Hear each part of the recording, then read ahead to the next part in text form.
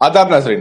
हिंदुस्तानी वजीर आजम मिस्टर नरेंद्र मोदी 28 अक्टूबर की रात सऊदी अरब के दारुल हुकूमत रियाज पहुंचे, जहां इनका इस्तकबाल रियाज के गवर्नर शहजादे फैसल बिन बंदर अल सऊद ने किया। इस मौके पर हिंदुस्तानी सफीर जनाब औसाफ सईद के अलावा शाम के सफीर डॉक्टर हिफ्जुर रहमान आजमी और दीगर मौजूद थे। मिस्टर मोदी ने मुख्तलिफ सऊदी वज़रा से मुलाकात की। इस मौके पर दोनों ममालिक के दरमियान बाहमी ताउन और मजीद ताल्लुकात को मुस्तकम करने के लिए बातचीत की गई, जिसमें समझा जा रहा है कि सऊदी अरामको, अरब इमारात की नेशनल ऑयल कंपनी और हिंदुस्तान की पब्लिक सेक्टर कंपनीज की शराकत दारी होगी। याद रहे कि ये वजीर आजम नरेंद्र मोदी का 2 साल में सऊदी अरब का तीसरा दौरा है। सुप्रीम कोर्ट ऑफ इंडिया के अगले chief justice mister Sharad Arvind Bobde होंगे। आज सदर जमहूरिया हिंद मिस्टर रामनाथ कोविंद ने इनकी नामजदगी की फाइल पर दस्तखत किए। जस्टिस बोबडे 47वें चीफ जस्टिस ऑफ इंडिया की हैसियत से 18 नवंबर को हल्फ लेंगे। मौजूदा chief justice of India mister Ranjan Gogoi की 17 नवंबर को मियाद खत्म हो रही है। वो तकरीबन 13 माह तक चीफ जस्टिस ऑफ इंडिया की हैसियत से अपने ओहदे पर फायज रहे। यहाँ ये बात काबिल जिक्र है कि जस्टिस गोगोई के रिटायरमेंट से कबल बाबरी मस्जिद फैसला सुनाए जाने के शदीद इम्कान थे, क्योंकि इसकी समाअत मुकम्मल हो चुकी है और फैसला महफूज कर लिया जा चुका है। शिवसेना कायद मिस्टर संजय रावत के मुताबिक महाराष्ट्र में वजीर आला की निशस्त के लिए इंतखाबात से कबल मिस्टर अमित शाह के साथ बीजेपी और शिवसेना के दरमियान 2.5 साल मुद्दत इख्तिदार के लिए बात कही गई थी, जबकि दोबारा वजारत आला की हैसियत से इख्तिदार संभालने वाले उम्मीदवार और साबिक वजीर आला मिस्टर फडणवीस ने ऐसे किसी मुआहदे की तरदीद की है। इन्होंने कहा कि वो अगले 5 साल तक चीफ मिनिस्टर की हैसियत से अपनी मियाद पूरी करेंगे। इस सिलसिले में शिवसेना कायद ने कहा कि इनके कायद उद्धव ठाकरे को पहले 2.5 साल के लिए चीफ मिनिस्टर बनाएं, क्योंकि अगर बीजेपी को पहले वजारत आला के लिए मौका फराहम किया जाता है तो अगले 2.5 साल के लिए शिवसेना को इख्तिदार सौंपने से ग्रेस करेगी। इन्होंने कहा कि वो अगले 5 साल तक चीफ मिनिस्टर की हैसियत से अपनी मियाद पूरी करेंगे।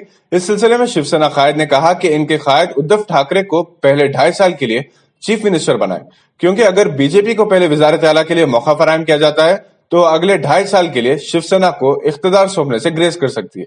इसी तरह इन्होंने बीजेपी पर भरोसा न करने की बात की। समझा जा रहा है कि बीजेपी और शिवसेना के दरमियान जो कशीदगी पैदा हो रही है, इसे खत्म करने के लिए अमित शाह खुद मुंबई आ सकते हैं। अजय रावत ने यह भी कहा कि महाराष्ट्र में हरियाणा के deputy chief minister Dushyant Chautala के वालिद की तरह कोई महाराष्ट्र में जेल में कैद नहीं, इसलिए बीजेपी से मुफाहमत का सवाल ही पैदा नहीं होता। महाराष्ट्र में इस मरतबा कांग्रेस मजबूत अपोजिशन की हैसियत हासिल कर ली है। इस एनसीपी के कायद नवाब मलिक ने कहा कि वजीर आजम नरेंद्र मोदी ने महाराष्ट्र असेंबली इंतखाबी जलसों में जहां जहां तकारीर की, वहां बीजेपी को नाकामी का सामना करना पड़ा। पाकिस्तान के साबिक वजीर आजम मियां नवाज शरीफ की हालत इन दिनों तशवीशनाक बताई जा रही है। वो सर्विसेज हॉस्पिटल में शरीक है। इनकी सख्त अदालत को देखते हुए इस्लामाबाद हाई कोर्ट ने तिब्बी बुनियादों पर अल अजीजा केस के सिलसिले में इनकी सजा को 8 हफ्तों के लिए मुअत्तल कर दिया। वो एहतसाब अदालत के फैसले के तहत जेल की सजा काट रहे थे। केजरीवाल हुकूमत ने दिल्ली में आज से खवातीन के लिए बसों में मुफ्त सफर की सहूलत फराहम करने का इससे कबल चीफ मिनिस्टर दिल्ली अरविंद केजरीवाल ने मेट्रो और दिल्ली ट्रांसपोर्ट कॉरपोरेशन के तहत चलने वाली बसों में मुफ्त सफर का ऐलान किया था। हर रोज दिल्ली ट्रांसपोर्ट कॉरपोरेशन के तहत चलने वाली बसों में तकरीबन 43 लाख लोग सफर करते हैं, जिनमें 33% खवातीन शामिल हैं। तेलंगाना में जहां दिवाली की खुशियां मनाई जा रही थी, वहीं तकरीबन 48,000 आरटीसी मुलाजिमीन के अफराद खानदान मुसीबतों से दो चार रहे, क्योंकि गुज़िश्ता 24 दिन से तेलंगाना आरटीसी अमला की जानिब से हड़ताल जारी है। अभी तक हुकूमत और आरटीसी मुलाजिमीन के दरमियान किसी किस्म का समझौता नहीं हो सका। इत्तलात के मुताबिक हड़ताल से मुतासर आवाम की दुश्वारियों को कम करने और आरटीसी को मजीद नुकसान से बचाने के लिए तेलंगाना हुकूमत ने 3000 रूट्स पर आरटीसी को प्राइवेटाइज करने का इरादा किया है, जबकि हड़ताली मुलाजिमीन आरटीसी को हुकूमत में जम करने की मांग कर रहे हैं।